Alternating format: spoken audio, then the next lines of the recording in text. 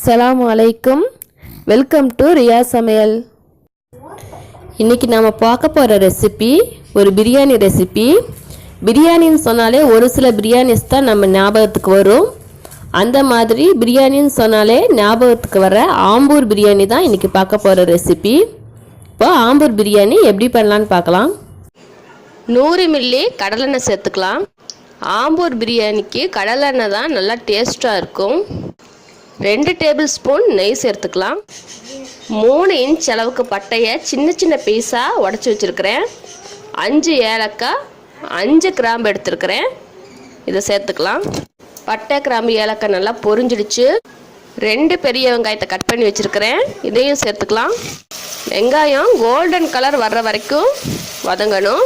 So அது வரைக்கும் வெங்காயம் நல்லா வதங்கிடுச்சு. இப்போ இஞ்சி பூண்டு விழுது சேர்த்துக்கலாம். 100 கிராம் சேர்க்கணும். இந்த மாதிரி டம்ளரில், சின்ன டம்ளரில், டீ டம்ளர் மாதிரி டம்ளரில் 1 டம்ளர் இஞ்சி பூண்டு விழுது எடுத்தோம்னு சொன்னால் கரெக்டாக இருக்கும்.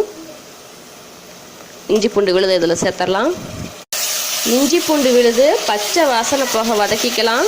விழுது நல்லா வதங்கிடுச்சு, நல்லா மனம் வருது. இப்போ இதில் மட்டனை சேர்த்துக்கலாம். 1/2 kg மட்டன் எடுத்துருக்கிறேன். இப்போ இந்த மட்டனை சேர்த்துக்கலாம்.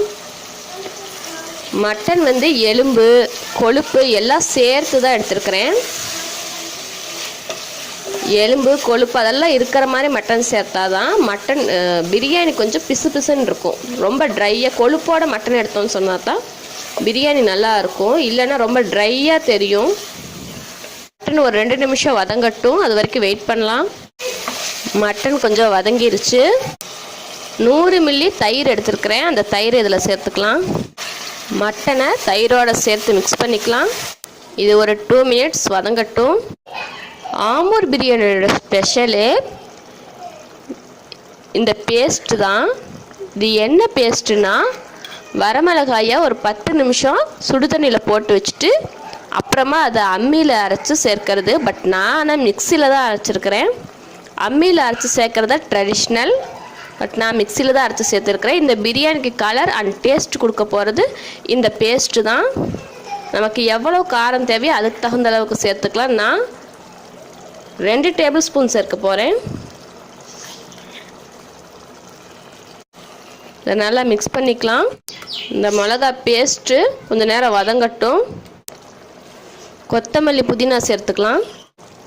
2 தக்காளி கட் பண்ணி வச்சுருக்கிறேன். அந்த தக்காளியும் இதில் சேர்த்துக்கலாம். இதை நல்லா மிக்ஸ் பண்ணிக்கலாம். கிரேவிக்கு தேவையான அளவு உப்பு சேர்த்துக்கலாம். 1/2 டம்ளர் அளவுக்கு தண்ணி சேர்த்துக்கலாம். நல்லா மிக்ஸ் பண்ணிக்கலாம். குக்கரை க்ளோஸ் பண்ணிடலாம். மட்டன் நல்லா குக் ஆகணும், அதனால் ஒரு 5 விசில் விடலாம். மட்டனும் குக் ஆயிடுச்சு. ரைஸை குக் பண்ணுறதுக்கு ஒரு பாத்திரம் வச்சுருக்கிறேன்.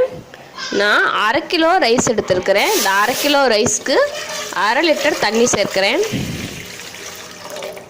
ரைஸை வடித்து ஆக்கிறதா இருந்தால் வடித்து செஞ்சுக்கலாம். பட் நான் ஆனால் கரெக்ட் லெவல் தண்ணி வச்சு ஆக்க போகிறேன். தம் ப்ராசஸிங்க்கு விட போகிறேன். அதனால் 1க்கு 1 மட்டும் தண்ணி வச்சுருக்கிறேன். இந்த தண்ணி நல்லா கொதிக்கட்டும். 1/2 கிலோ பாஸ்மதி ரைஸை ஒரு 15 நிமிஷம் ஊற வச்சு வச்சுருக்கிறேன். இந்த ரைஸை இதில் சேர்த்துக்கலாம். சீரக சம்பா ரைஸும் சேர்த்துக்கலாம்.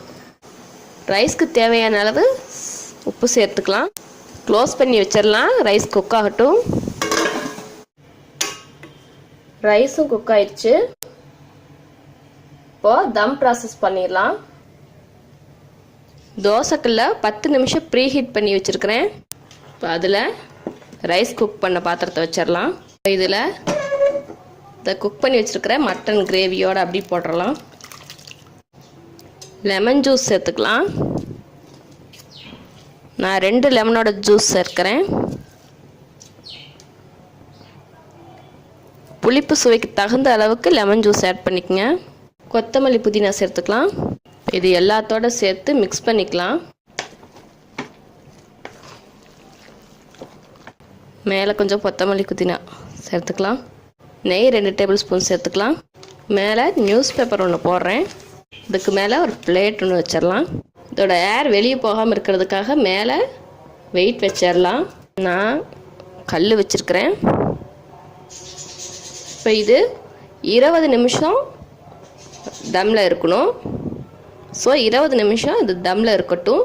ஸ்டவ்வை சிம்மில் வச்சுக்குங்க. 20 நிமிஷம் தம்மில் இருக்கட்டும். அப்புறமா இதை ஓப்பன் பண்ணி பார்க்கலாம். 20 மினிட்ஸ் ஆயிடுச்சு. ஸோ ஸ்டவ்வை ஆஃப் பண்ணிடலாம். ஒரு 10 நிமிஷம் இது ரெஸ்ட் இருக்கட்டும். அப்புறமா ஓப்பன் பண்ணி பார்க்கலாம். 10 நிமிஷம் ஆயிடுச்சு. இதை ஓப்பன் பண்ணிடலாம்.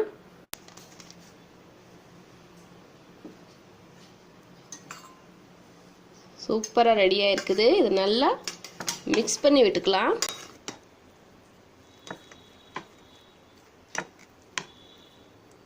நல்லா மணம் வருது. ஆம்பூர் பிரியாணி ரெடி.